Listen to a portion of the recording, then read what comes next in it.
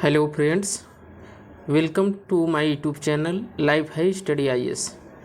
दोस्तों, आज हम सभी लोग यूपी डीएलएड फोर्थ सेमेस्टर का सिलेबस चर्चा करने जा रहे हैं। जैसा कि आप सभी लोग जानते हैं कि फोर्थ सेमेस्टर में हम लोगों के कुल 7 पेपर होते हैं, जिसमें 2 थियोरेटिकल सब्जेक्ट चाइल्ड डेवलपमेंट से संबंधित होता है। उसके बाद आपका जो 5 सब्जेक्ट होते हैं उसमें आपका math, science, social science, Hindi और इंग्लिश का पेपर होता है।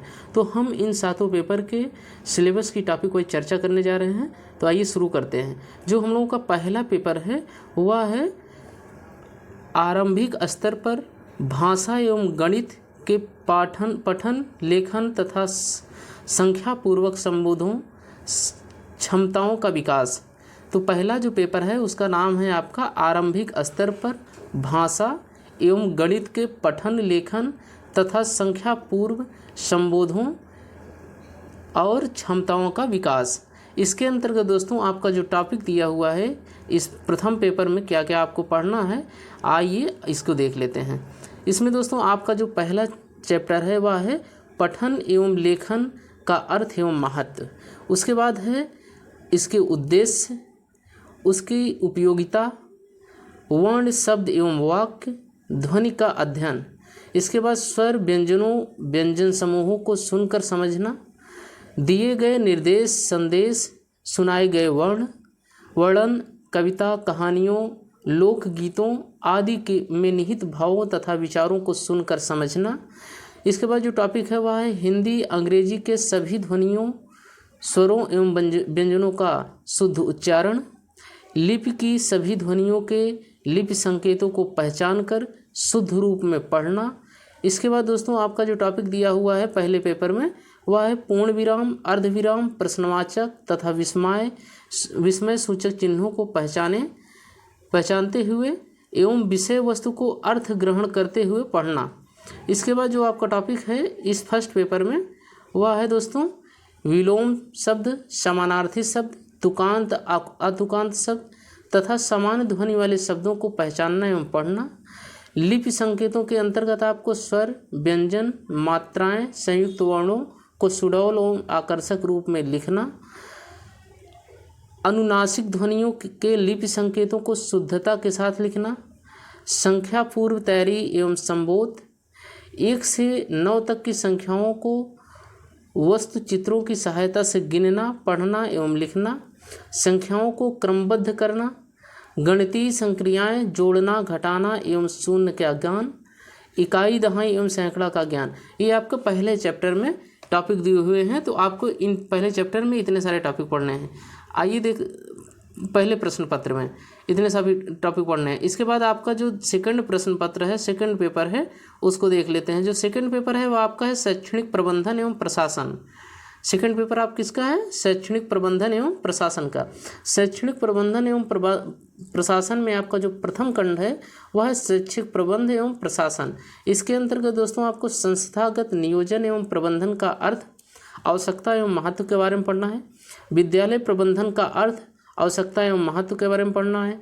विद्यालय प्रबंधन के क्षेत्र जैसे भौतिक संसाधनों का प्रबंधन, विद्यालय भवन, फर्नीचर, शैक्षणिक उपकरण, साज सज्जा, पेयजल, शौचालय आदि के बारे में पढ़ना है। मानवीय संसाधनों का किस तरीके से प्रबंध है इसके बारे में पढ़ना है। इसके अंतर्गत आपको शिक्षक और बच्चे, समुदाय के अंतर्गत ग्राम शिक्षा समिति, विद्यालय प्रबंधन समिति, शिक्षक अभिभावक संघ, मातृ शिक्षक संघ, महिला प्रेरक दल के बारे में पढ़ना है। उसके बाद जो टॉपिक दिया हुआ है सेकंड पेपर में वह आपका है वित्तीय प्रबंधन।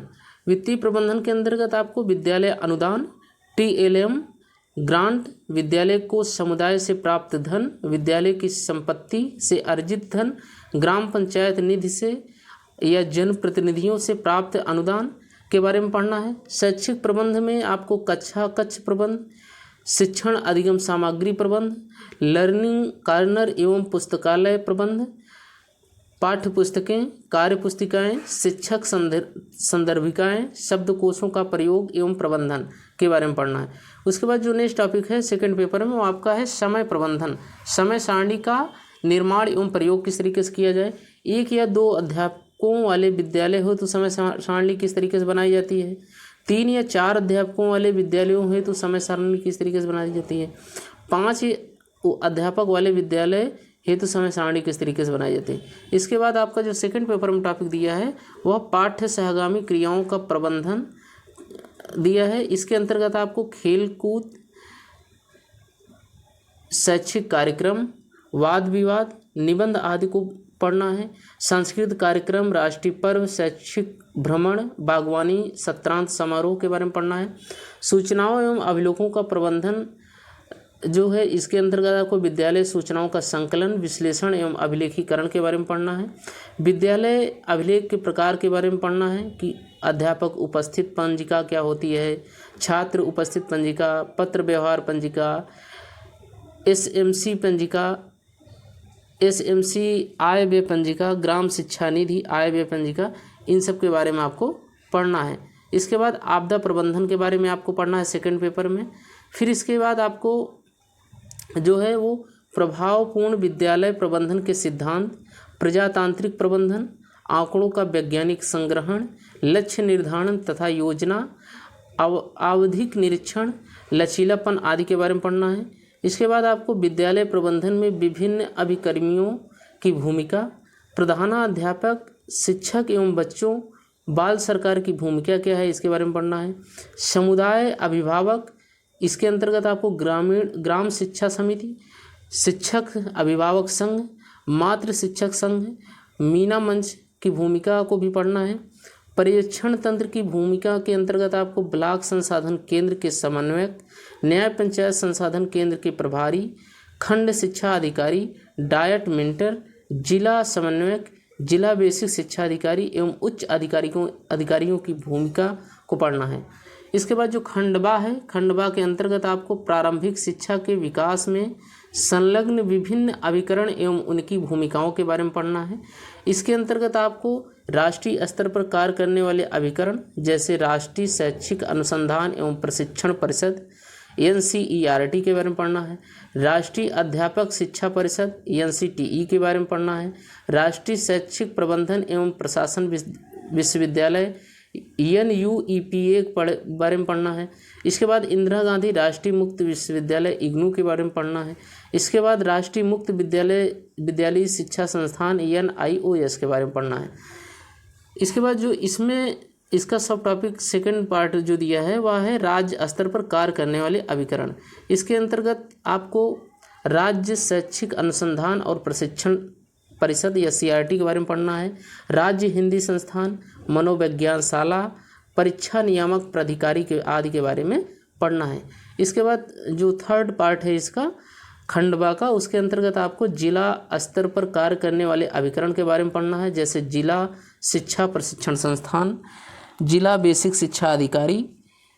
इसके बाद जो फोर्थ पार्ट है उसमें आपको स्थानीय स्तर पर कार्य करने वाले अभिकरण के बारे में पढ़ना है जैसे खंड शिक्षा अधिकारी NPRC के बारे में पढ़ना है। इसके बाद जो आपका तृतीय खंड सा है वह है प्राथमिक शिक्षा का आधारभूत ढांचा, ये सेकंड पेपर का है। इसके अंतर्गत आपको बेसिक शिक्षा परिषद का गठन एवं कार्य, बेसिक शिक्षा अधिनियम 1972 के बारे में पढ़ना है, बेसिक अध्यापक शिक्षा सेवा नियमावली के बारे में पढ़ना है, TET नियमावली के बारे में पढ़ना है, सूचना का अधिकार अधिनियम 2005 के सामान्य नियम व प्रावधान तथा विद्यालय स्तर पर दी जाने वाली सूचनाओं की जानकारी के बारे में पढ़ना है। अब आते हैं हम लोग थर्ड पेपर के तक। थर्ड पेपर में आपको दिया गया है साइंस में जो आपके टॉपिक दिए हैं उसको देख लेते हैं। साइंस में जो आपका टॉपिक दिया है जैव विकास, पारिस्थितिकी तंत्र एवं उसके घटक, जिसमें जैविक और अजैविक घटकों को पढ़ना है। जैविक घटकों में खाद्य श्रृंखला, खाद्य जाल, पारिस्थितिकी पिरामिड के बारे में पढ़ना है। खनिज एवं धातु के बारे में पढ़ना है। अयस्क धातु का निष्कर्षण, धातु तथा अधातु में अंतर पढ़ना है। आवर्त सारणी की सामान्य जानकारी, विद्युत ऋणात्मकता के बारे में पढ़ना है। स्थिर विद्युत आवेश प्रकार, आवेश में के सुचालक व कुचालक को पढ़ना है। इसमें विद्युत धारा व इसके उपयोग के बारे में पढ़ना है। चुंबकत्व, चुंबक के गुण, उपयोग, पृथ्वी का चुंबकीय व्यवहार, विद्युत चुंबक के बारे में पढ़ना है। रक्त की संरचना, रक्त वर्ग, रक्त बैंक, रक्त के आदान प्रदान में सावधानियों के बारे में पढ़ना है। रक्त पीड़ित सामान्य रोगियों की जानकारी के बारे में पढ़ना है। एड्स व हेपेटाइटिस बी की सामान्य जानकारी, कारण, लक्षण व बचाव के उपायों से अवगत कराना। सुरक्षा एवं प्राथमिक उपचार के बारे में, ये आपका जो थर्ड पेपर है साइंस के अंतर्गत पढ़ना है। इसके बाद आपका आता है फोर्थ पेपर। फोर्थ पेपर आपका मैथ का है। मैथ में आपको देख लीजिए किस किस टॉपिक को पढ़ना है। तो मैथ में आपका जो टॉपिक दिया हुआ है वह है करणी, करणीगत राशि, करणी चिन्ह एवं करणी का घातांक, वर्ग, वर्गमूल, घन, घनमूल की अवधारणा, किसी संख्या का वर्गमूल व दशमलव संख्या का वर्गमूल ज्ञात करना, पूर्ण घन संख्याओं तथा पूर्ण घन दशमलव संख्याओं का घनमूल, किसी सिक्के के उछालने पर चित या पट के ऊपर पड़ने की संभावना का संबोध, किसी पासे को उछालने पर किसी एक फलक के ऊपर आने की संभावना, 2 या 3 सिक्कों को एक साथ फेंकने का प्रयोग, 2 पासों को एक साथ फेंकने का प्रयोग, संभावनाओं का दैनिक जीवन में संबंध। इसके बाद जो टॉपिक दिया हुआ है मैथ में आपका है अवर्गीकृत आंकड़ों की माध्यिका एवं बहुलक की गणना, त्रिकोणमिति अनुपातों की अवधारणा। इसमें आपको 0, 30 डिग्री, 45 डिग्री, 60 और 90 डिग्री के कोणों के त्रिकोणमिति अनुपात ज्ञात करना, लंब वृत्तीय वेलन, लंब वृत्तीय शंकु की अवधारणा एवं इनका आयतन एवं संपूर्ण पृष्ठ, वर्ग समीकरण जैसे x² k के रूप में वाले समीकरण का हल, ax² + bx + c = 0 का हल गुणनखंड विधि से, 2 अज्ञात राशि वाले रेखीय समीकरण, युगपत समीकरण के बारे में पढ़ना है। समलंब का क्षेत्रफल, वृत्त की परिधि एवं व्यास के संबंध में, वृत्त का क्षेत्रफल, चतुर्भुज का अर्थ, इसके विकर्ण, संलग्न भुजाएं, सम्मुख तथा बाह्य कोणों का बोध। इसके बाद जो मैथ में आपका टॉपिक दिया है वह है चतुर्भुज के प्रकार, जैसे वर्ग, आयत, समचतुर्भुज, समांतर चतुर्भुज एवं समलंब के बारे में पढ़ना है। इनके प्रगुणों का प्रायोगिक सत्यापन भी करना है। इसके बाद जो लास्ट टॉपिक है मैथ में आपका है चक्रीय चतुर्भुज तथा चक्रीय बिंदु की अवधारणा। इसके बाद दोस्तों आपका आता है फिफ्थ पेपर जो है सामाजिक अध्ययन का। सामाजिक अध्ययन में आपका क्या क्या टॉपिक दिया गया है उसको देख लेते हैं। सामाजिक अध्ययन में जो टॉपिक दिया है वह का पहला टॉपिक 1857 तथा का प्रथम स्वाधीनता संग्राम एवं स्वतंत्रता प्राप्ति हेतु प्रयास। इसके बाद आपका टॉपिक दिया है धार्मिक एवं समाज सुधार आंदोलन, जिसमें आपको ब्रह्म समाज, प्रार्थना समाज, Arya Samaj, Ramakrishna mission, theosophical society, मुस्लिम धार्मिक आंदोलन जिसमें सर सैयद अहमद खां की भूमिका के बारे में पढ़ना है। भारत का राष्ट्रीय आंदोलन, इंडियन नेशनल कांग्रेस का जन्म, बंगाल विभाजन, रोलेक्ट एक्ट, जलियांवाला बाग हत्याकांड, खिलाफत आंदोलन, असहयोग आंदोलन, चौरी चौरा कांड, काकोरी कांड, स्वराज दल, Simon commission, Bardoli Satyagraha, Nehru report के बारे में पढ़ना है। इसके बाद के टॉपिक में आपको पूर्ण स्वतंत्रता की मांग, जिन्ना की 14 शर्तें, सविनय अवज्ञा आंदोलन, प्रथम गोलमेज सम्मेलन, गांधी इरविन समझौता, द्वितीय गोलमेज सम्मेलन, पूना पैक्ट, भारत छोड़ो आंदोलन तथा स्वतंत्रता की प्राप्ति। इसके बाद जो टॉपिक दिया हुआ है सोशल साइंस में वह है भारतीय राष्ट्रीय आंदोलन के प्रमुख उदार एवं उग्र राष्ट्रवादी नेताओं का योगदान, महात्मा गांधी, जवाहरलाल नेहरू, गोपाल कृष्ण गोखले, दादा भाई नौरोजी, सुभाष चंद्र बोस, लोकमान्य बाल गंगाधर तिलक, लाला लाजपत राय के बारे में पढ़ना है। जलवायु ज्योग्राफी के अंतर्गत आपको जलवायु एवं मौसम के अंतर एवं जलवायु को प्रभावित करने वाले तत्व, भारत की प्राकृतिक प्रदेश बनावट, जनजीवन, कृषि उद्योग धंधे, प्रमुख राज्य व नगर, उत्तर प्रदेश के प्राकृतिक प्रदेश विस्तार, प्रमुख नगर, जनजीवन, उत्तर प्रदेश की अनुसूचित जातियां एवं जनजातियां के बारे में पढ़ना है। उत्तर प्रदेश की खनिज संपदा, शक्ति के साधन, कृषि और सिंचाई के बारे में पढ़ना है। उत्तर प्रदेश के प्रमुख आयात निर्यात एवं उसका हमारी अर्थव्यवस्था पर प्रभाव, उत्तर प्रदेश की सांस्कृतिक विरासत, पुरातात्विक विरासत, कला, मेले व त्यौहार, तीर्थ स्थान, विरासत का संरक्षण के बारे में पढ़ना है। पर्यावरण प्रदूषण, अर्थ प्रकार, रोकथाम के उपाय के बारे में पढ़ना है। संयुक्त राष्ट्र संगठन का गठन, अंग और कार्य के बारे में पढ़ना है। जनगणना, नागरिक सुरक्षा, सरकार की विभिन्न जनहित योजनाएं, भारत एवं उत्तर प्रदेश सरकार द्वारा वर्तमान में चलाई जा रही स्वरोजगार योजनाएं, गैर सरकारी संगठन NGO, विविधता में एकता, राष्ट्रीय एकता के प्रतीक के बारे में पढ़ना है। आतंकवाद, सांप्रदायिकता तथा जातिवाद, अनुसूचित जाति जनजातियों के संरक्षण हेतु संवैधानिक प्राविधान, भारत के शांति प्रयास, गुट निरपेक्षता की नीति, पंचशील के सिद्धांत, संयुक्त राष्ट्र संघ के माध्यम से भारत के शांति के प्रयास के बारे में पढ़ना है। भारतीय अर्थव्यवस्था के समक्ष प्रमुख चुनौतियां क्या क्या रहीं, इसके अंतर्गत आपको गरीबी, जनसंख्या वृद्धि, जनसंख्या का घनत्व, माल्थस का जनसंख्या सिद्धांत, जनसंख्या वृद्धि, आर्थिक विकास में बाधक, भारत में जनांकीय प्रवृत्तियाँ, जन्म एवं मृत्यु दर, लिंग अनुपात, भारत की राष्ट्रीय जनसंख्या नीति के बारे में पढ़ना है। भारत में गरीबी के कारण, भारत में गरीबी रेखा, गरीबी उन्मूलन कार्यक्रम, बेरोजगारी के प्रकार, बेरोजगारी उन्मूलन पर वर्तमान में सरकार द्वारा संचालित योजनाएं, साक्षरता दर के बारे में पढ़ना है।